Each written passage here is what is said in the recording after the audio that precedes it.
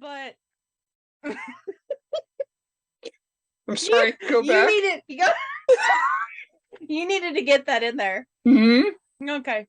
So just saying, this movie's like a bisexual's nightmare between Kelly Lynch and Patrick Swayze. But okay, but also, can we just talk about Sam Elliott for a moment? Mm-hmm. Also, not the worst person No, to Sam look at. Elliott's amazing.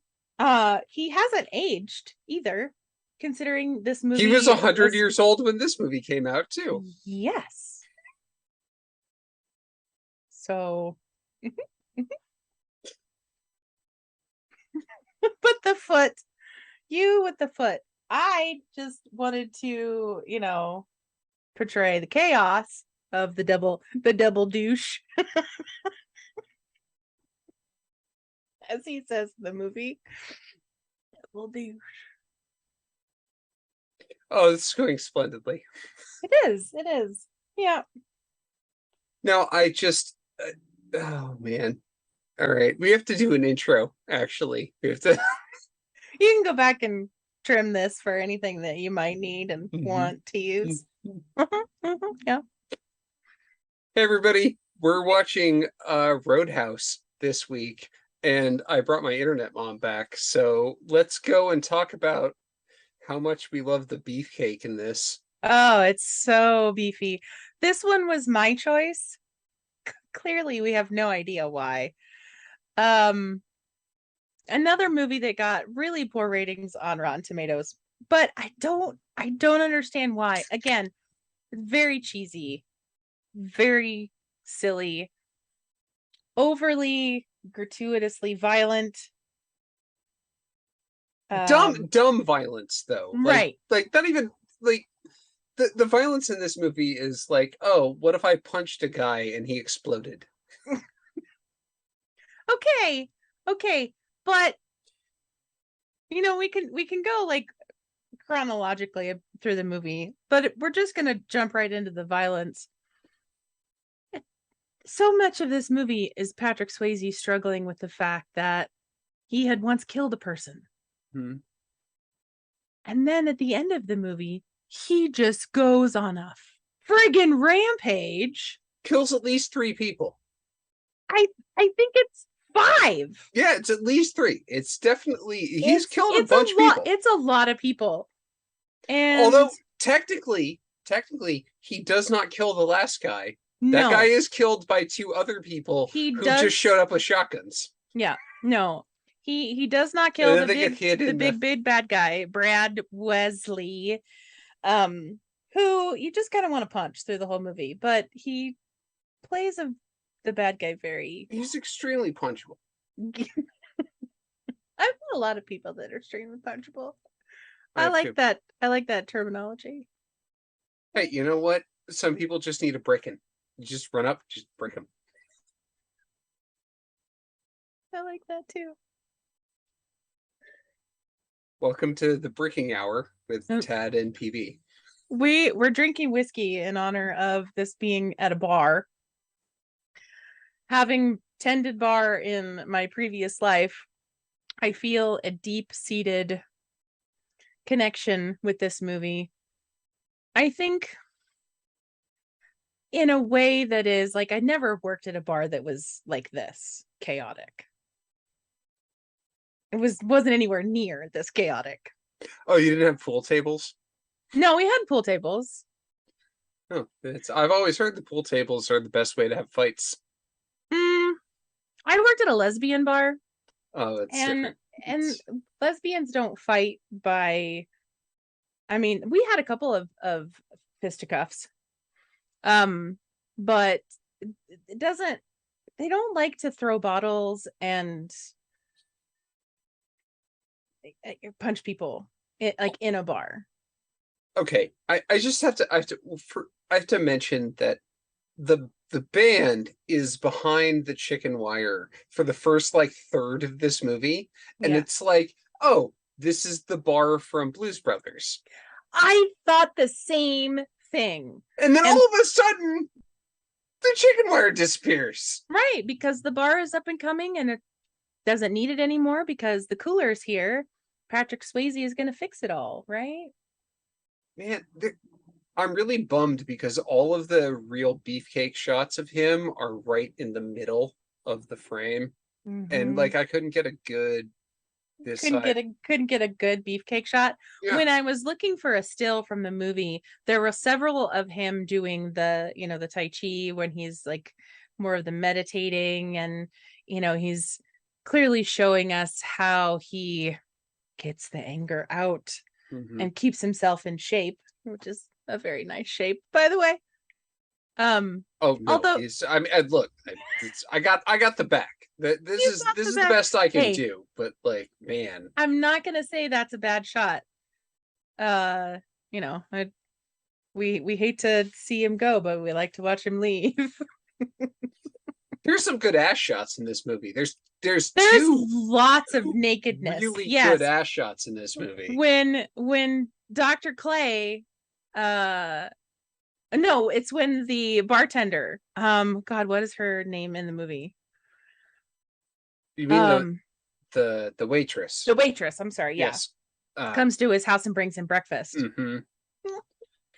You just get all that ass, just And all that ass. she's just like, excuse, of course you sleep naked, because of That's course you do. that is the most heterosexual woman I've ever seen in a movie. Yeah. Like, that's not like that doesn't happen. You don't get that like that enormous lust that she has immediately on seeing his ass. Yeah. And like that never happens in movies. Like No. there's plenty of heterosexual characters in movies, but like the women are never allowed to have that kind of gaze at a man. And like that's pretty fucking incredible. It really is. And the fact that, okay, I just want to mention this for a brief moment. Brief. Then we can move on. He Mm-hmm. puts his jeans on without any underpants. I'm not a man. Carry on. I do not have a penis. Carry on. I don't know how uncomfortable it would be to wear jeans without underpants. But It's fine. as a female without a penis, it's not comfy to wear jeans without underpants. It's fine. It honestly, you're used to it rubbing up against things, so Okay. like it's jeans this time instead of like Cotton khakis or or whatever. whatever. Right. Yeah. Okay. What is cotton, but it's just harder. Yeah. It's just a much more rough and Yeah, scratchy. well. I don't know. I maybe I'm just used to having my parts have a barrier. Anyway, but yeah, that whole like scene of him putting his pants on and then wandering around with them unbuttoned and like sitting down to have coffee, whatever it was that she brought him. That whole situation there was just very interesting to me. Yeah, it's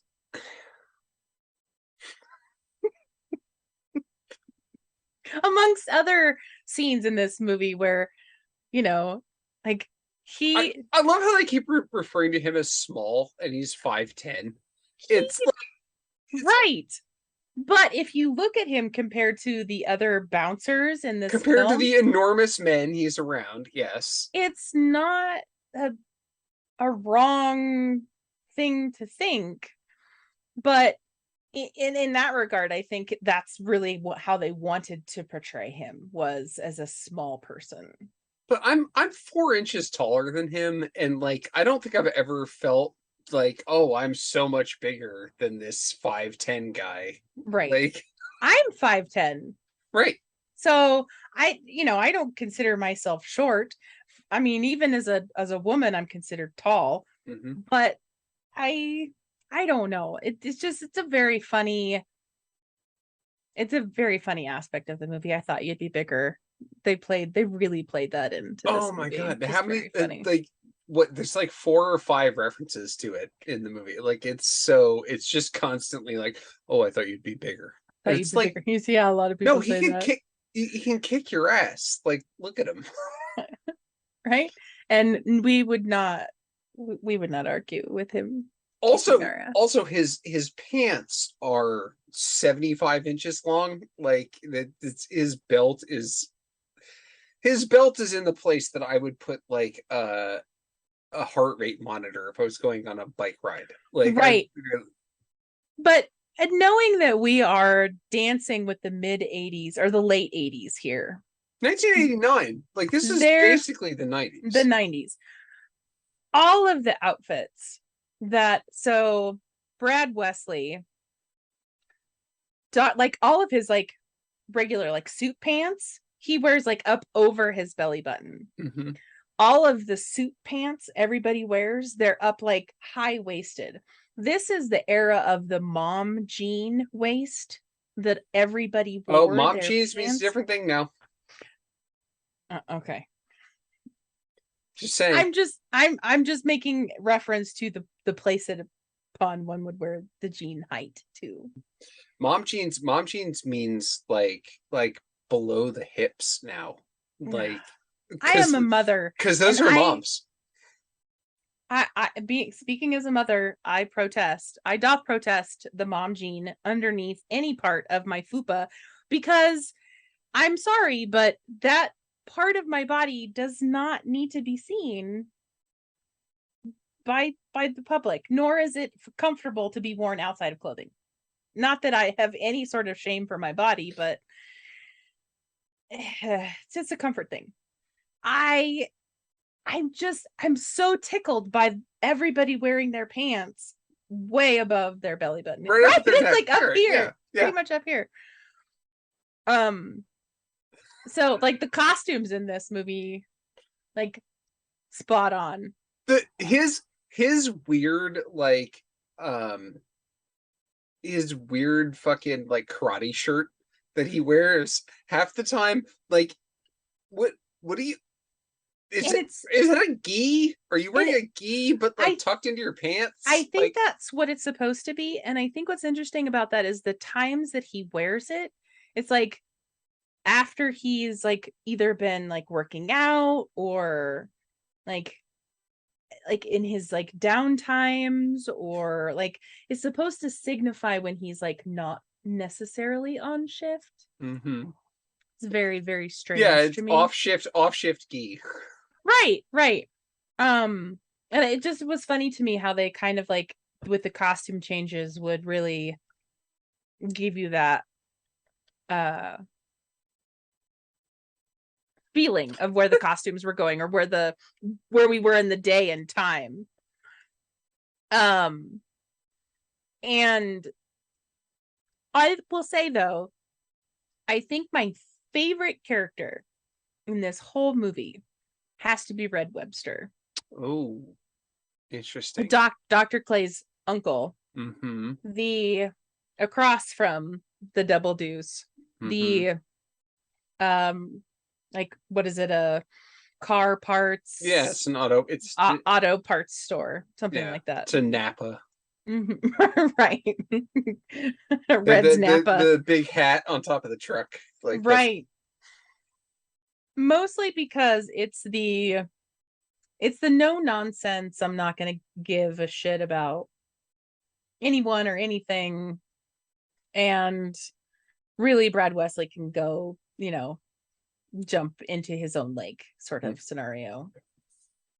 I like the fact that at the very beginning of the movie we start to connect the dots with Doc Clay when Dalton sees her picture in his shop. Mm-hmm. After he's been in to get stapled. Mm-hmm. Also, as someone who's gotten staples, I will say that they're not as painful as they're making it out to be in that. Like, staples are just like blah, blah, blah, blah, blah, and you're done. Like, stitches are so much worse. Like, it's like that scene where he's stitching his own arm up. I had much more of a like, ugh. Yeah, and whereas like when he's getting staples in his arm, I'm like, fucking man up, boy. Like it doesn't hurt that much. Like, He only flinched on the first staple, though. yeah, but it doesn't. It again, like it's two holes. Like you get if you get stitches, And it's in all at the same time. And it's like stitches. it's four holes, and they Yeah. just sit there and they just go back and forth and back and forth and back and forth. But staples are just like blah blah blah blah blah. I've never been awake for any of my stitches or staples, so Oh well. That was the other thing. It's like, oh, do you want medication? They didn't offer me medication. They were just like, hey, we're gonna staple your head back together. you're like, okay, thanks, I guess. Better than getting it stitched back together, because I've done that too. Better than it not being stitched or stapled together. Well, I had to throw out my jacket because it got so much blood in it. It's just like, Head wounds are no joke. oh no, they bleed like a motherfucker. Mm-hmm, mm-hmm. But the number of like henchmen in this movie is another thing that just makes me go, okay, which one is this guy again? It's an increasing number of it's like every other scene there's like two or three more henchmen. It's just, right. And then that one, the chubby guy Tinker gets to survive. Parapolar bear fell on me. I mean, Flying in the whole movie. oh my god, I was like, oh, he's dead, and then all of a sudden he's getting up out from under the bear, and it's like, what the fuck is going on with this guy? Do you see anything, Tinker? No, polar bear fell on me. And everyone's like, all right, cool. Anyway, okay, let's go. Okay, rewinding the play 4 minutes into that particular scene, where did he take all of those guns? Oh, the guy, the cop who picked him up and took him away? No. Like, so after everybody shoots, like, spoiler alert, after everybody shoots Brad Wesley at the very end of the movie, so, Dalton isn't the one to murder him. Like, Red carries all of the shotguns in his arms. I think he takes him off scene. I think he takes him to like the crematorium. I was just like, where is he going? No, I think he takes him to the fireplace, and he's just like tosses him in the fireplace. There's a fireplace in the far background of that scene. It could be the fireplace. And I was thinking to myself, like, okay, so we know that like Brad Wesley has a ton of like guns in his house, clearly, and this is his trophy room where he has all of these animals just like lurking about. Wouldn't be beyond him to have just a collection of guns, and that's where they got those guns from in the first place. So I was like, maybe they're just putting them back. No, I think he just tossed them into the fireplace, and then it was just like, anyway, moving on. Okay, bye. There's this movie doesn't have a lot of logic in it. No, it doesn't. It's like, and the cops come in, it's like, you dang kids. I do really appreciate the scene where we've been watching the monster truck the entire time. Like, the monster truck is so prevalent in the movie. And then it's like, oh, what if we had just drove this through the car dealership because we're mad at you? Right. But okay, the thing that really cracked me up about that was when they were talking to Red about after the Napa got his thing got burned down. And like, well, we can't go to the cops. We can't really prove that he was there or that he really did anything. Because why would the FBI or anybody even pay attention? And then he's there. Fucking love Sam Elliott. Carry on. Like, how could we prove that he was even there, or it was him that was instigating these sorts of things? And then he's there at the car dealership with all of his henchmen, and the guy in the giant 4-wheel truck with the giant wheels literally driving through the car dealership Got you now. This is my town, and don't you forget it. Yeah, the politics of this city is very confusing. It's Yeah, and the whole, like, so do you have insurance? That was a low blow. both times. Right. Yeah, it is very much an ACAB movie, and I'm down with that. Right. Yeah. But yeah, no, there's no there's no there's no point in this movie where anyone in like law enforcement shows up and does anything No. remarkable at all. Like No. they're not they don't even show up and like are bad. They just show up and it's like they're ineffectual the entire time. It's very much a Scooby-Doo entrance where they're just like da da da da da. Like it's for comedy more than anything. And I think, I mean, that lends to, at least the plot and all of that, but yeah.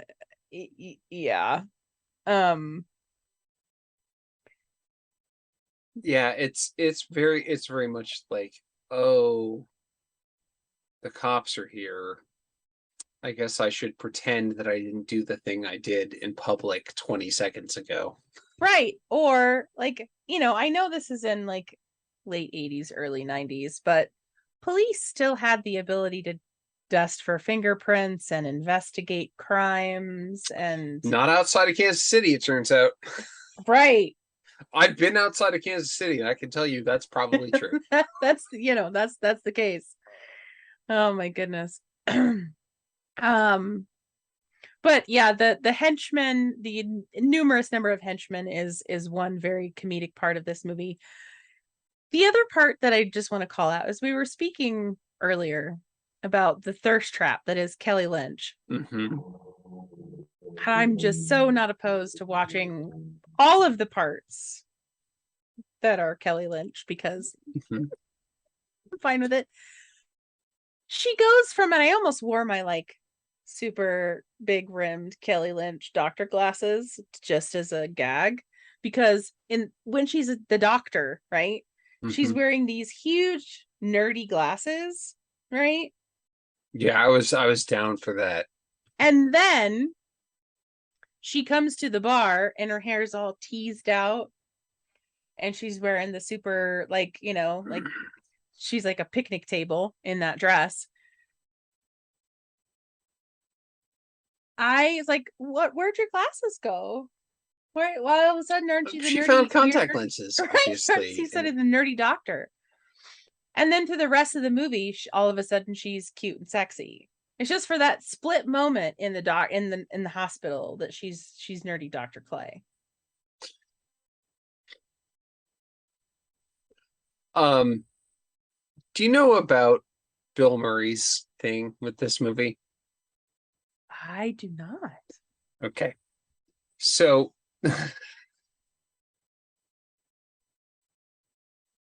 Bill Murray and his brothers love this movie and they will watch it anytime it's on TV. Okay. But the thing about that is that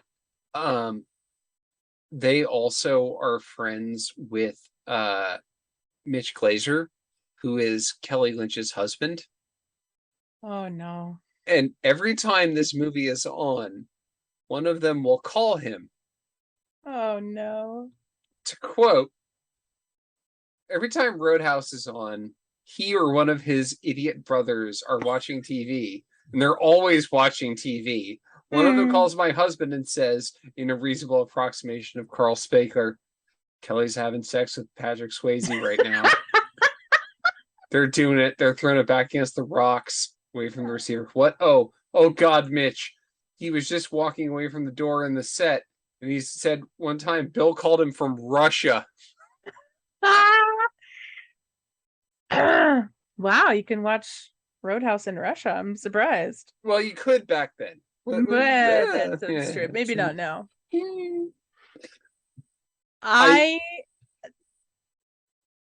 So the song that plays when they hump, I just want to draw a parallel between that song and Dirty Dancing. Mm-hmm. because that's the same song that he and Jennifer Grey get down to as well. And Otis Redding is great. I am not opposed to him serenading any number of particular people to get their freak on. I was once in an elevator where somebody wrote Reading next to Otis on the, and I was like, "That's rad. That's fucking cool as shit." I feel like that was just a weird connection for me to hear both of those songs and movies associated with Patrick Swayze. Speaking of songs, Everyone knows how hot he is. That's the yeah. Speaking of songs, did you know he wrote 2 songs for this movie? No, I did not. He did. Wow. So the song Cliff's Edge, he wrote and sang for the movie. And then Patrick Swayze wrote Raising Heaven in Hell Tonight. Wow, I feel like we should have a supplemental podcast where we just talk about that. Like he also sang a song that was played in Dirty Dancing. He's not a terrible singer. So yeah, just put that in your pipe and smoke it. Patrick Swayze was a beautiful artist, human being, person. I've never met the man, never will. Rest in peace.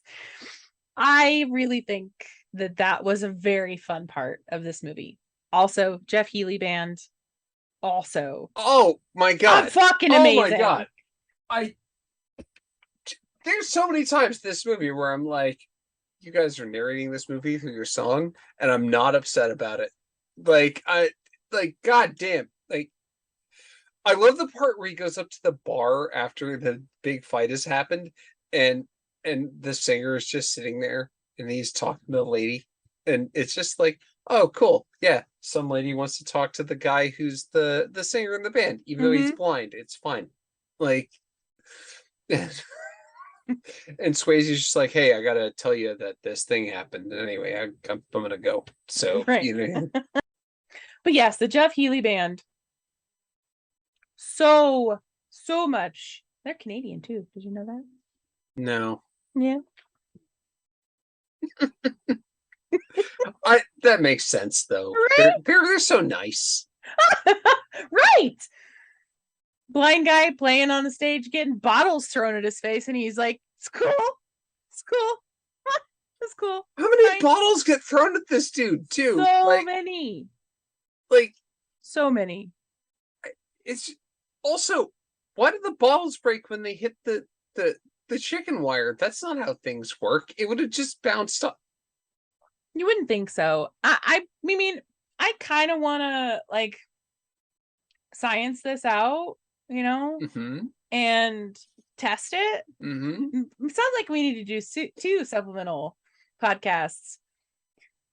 One like Mythbuster-esque, where we throw bottles at chicken wire, and another where we just, go down the Patrick Swayze writes songs and sings them. Sort of, are you taking notes? Yeah, no, we're okay. I'm in. This all sounds fantastic. Right. It's like offshoot part. This is yelling about movies. C, A, and B. Yelling about movies. C2. Right. Yelling about movies. C3. Yes. Yeah. We have to explore these sorts of things.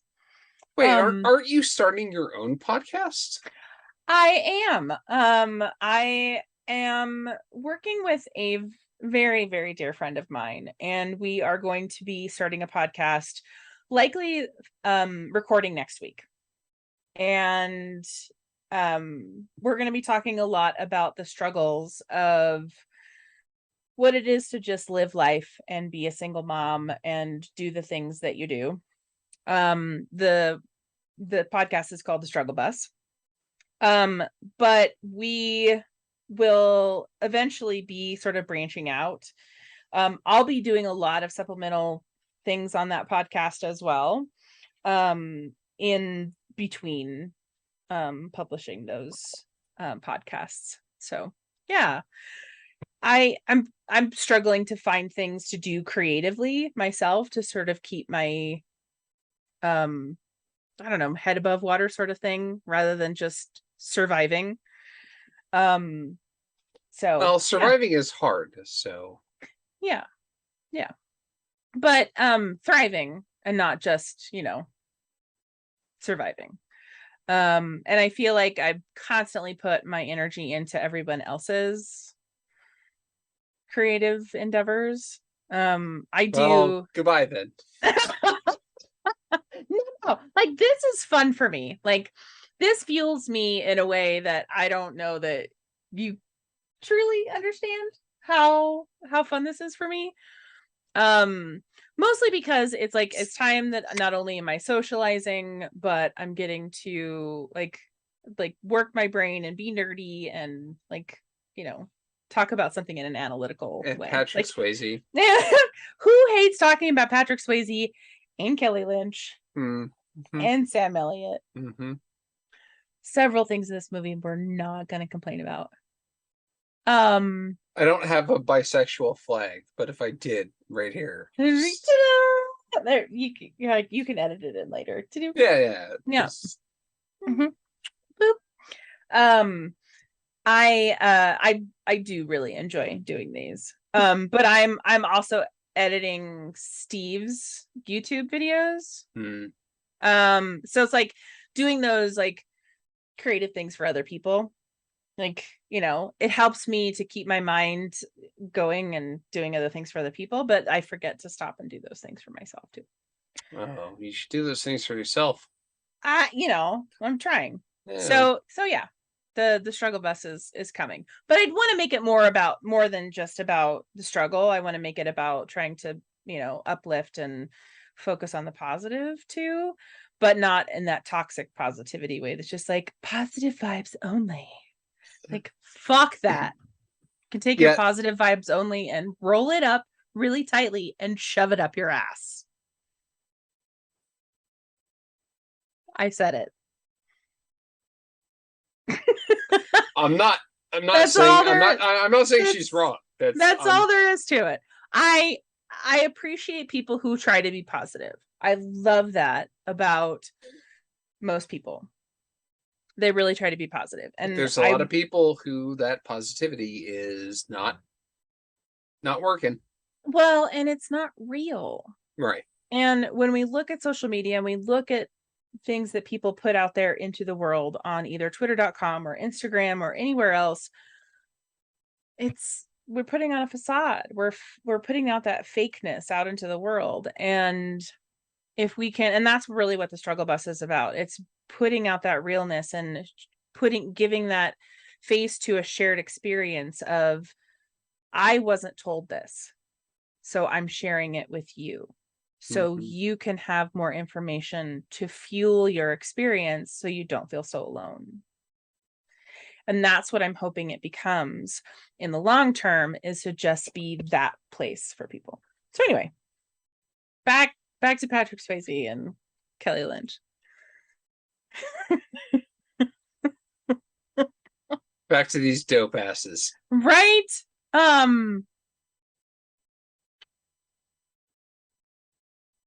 I was surprised at how shocked she was that she killed what's his face, Mr. Henchman number 79 at the lake after she literally shot at him. I just feel like that's one of those things where it's like, well, of course she doesn't understand the consequences of her actions because she's never dealt with this before. That's true. And I understand needing like a moment to sort of soak it all in. She's a doctor. Like it's her job to try and save people from that very thing.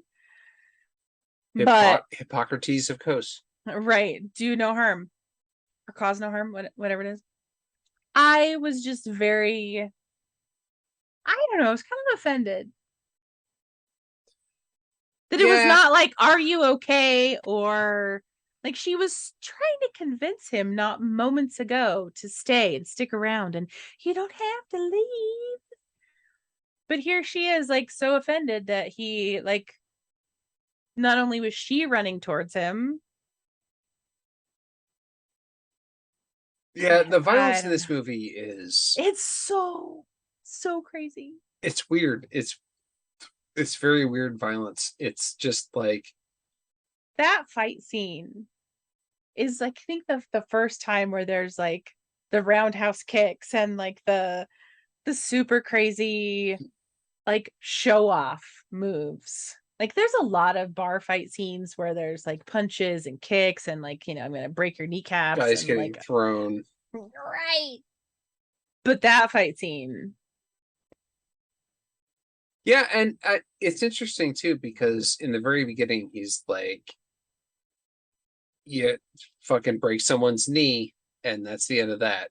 yeah, go You down know, like a it's sack of potatoes. right. You don't have to be big for Yeah. this, but yeah, it definitely carries through the movie where it's just like if he kicks you in the knee, it's really on. Like that, Yeah. this shit You're is over. yeah, this shit's going down. Yeah, that's something that Wade Garrett, and I just want everybody to just stop for a moment, pause this video, and go Google Wade Garrett meme. Because the internet will grace your search with so many beautiful things. Not only do you get to see Sam Elliott's face all over your browser, but they're like this man's face, not only in this movie, but in so many other movies that he's been in, will be there saying things that Sam Elliott has said in many movies that is just, it's so good. There's so many, there's so many good Sam Elliott memes that are just come up under Wade Garrett meme. Well, I, Are you looking? yes, of course I Yes, am. of course you are. I have to put some in this video. Like I don't Oh, have right, of course I you don't have a do. choice at this point in time because you brought it Right. up. But like also Yeah. Wade Garrett is Wade And I Garrett. love, Hmm? sorry, go ahead. No, Wade Garrett is a meme all on his own. Like Yes, he is. But what's funny about Wade Garrett memes is that photos that come up from this are not from this movie. mm-mm. No, it's like the beginning of uh the Big Lebowski. Like it's that kind of Yes, it's like I want Sioux City sarsaparilla and then right. I'm just trying to find a really good one.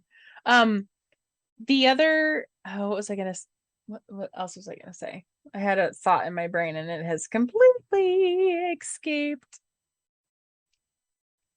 I'll just drink this water. Water. I should probably drink something other than whiskey, huh? I ain't judging. Right, wait. I'm gonna change my sec.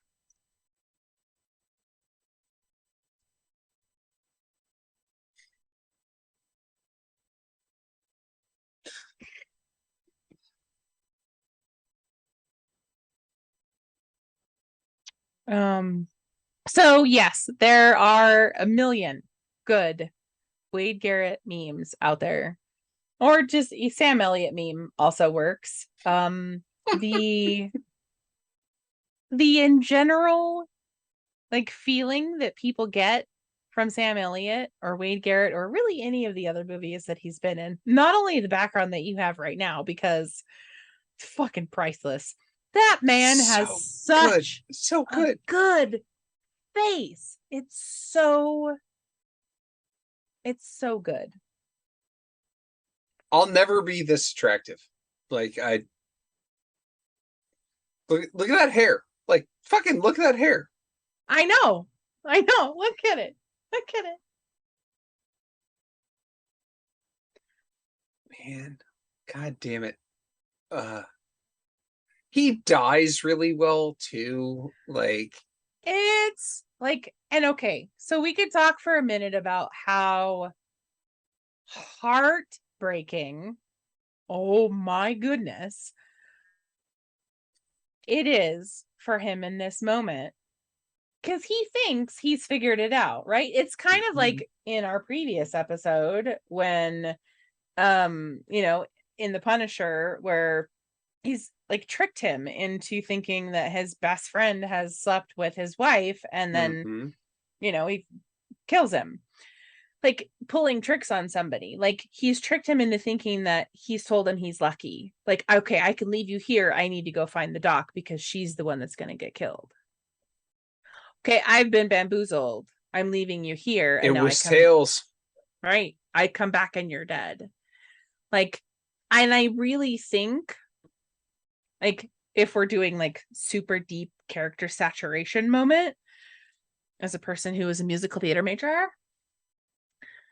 that if thinking about how I would react as a person to knowing that I have been tricked into thinking that my best friend was safe, and I left him here thinking that to have a beer while I go save my girlfriend so that we can all run off together and fuck this town, and I come back and he's dead, you snap. And that's what he does. He snaps and he goes off and he's like, I am done with this dude. Not only do all of your cronies die, but you die. Until the very end, where he's like, Well, at the very end, he's just like, oh, the rest of the town fucking hates you too. Right. Like, you're damned if you do, and you're damned if you don't. Right. His thing is just like, oh, they all want to deal with this, and I don't want to kill another person. So, anyway, bye. Yeah. Yeah. I think if we could make the perfect ending for this movie, I really wouldn't have chosen it many other ways. Like, he needed to die, right? And we knew that if Dalton were the one to kill him, it would have ruined him as a person. He wouldn't have had to be able really to carry on his relationship with the doc, because she had a previous relationship with him. But again, yeah. But it was a community killing. Yeah, several people got their chops in on that one, right? Everyone was just like, well, fuck you specifically. Fuck you in particular. I really treasured that. I really treasured that back. Yeah, it's, you know what? This is a good bad movie. Like, it's a bad movie, but it's also fun as hell. Like, it's so fun to watch this movie. And every time that Patrick Swayze just kicks the shit out of somebody, it's just like, yeah, all right. Yeah, we're just gonna watch this and we're gonna enjoy it, and we're gonna be really glad that we're here and that it's not us. Right. But I want to mention something specifically about this movie that I was doing when I was doing some research about this movie. So, gonna get political for just a moment. So, politics on this channel? No. Pause or fast forward or whatever you want to do if you don't want to hear about politics. But we're all familiar with the death of Eric Garner. Oh boy. New York City. And back in I believe it was 2014 or so. very interesting tie to this movie. The New York Police Department began using a scene from this movie as part of a mandatory 3-day training course. Bum, no. Well, I know, but do you know the part where he gives the be nice speech? Mm-hmm. And I know it's unfortunate that the fact that police would potentially use that speech. But I think if anybody could potentially use that speech, I'm not sad that police are using it. Yeah, but they don't actually do that. No, I'm sad that they're co-opting it, that they're pretending to be nice. But that's like one of the best speeches when it comes to like dealing with crisis situations, right? It's like the be nice situation, although downplayed by, being co-opted by New York Police Department.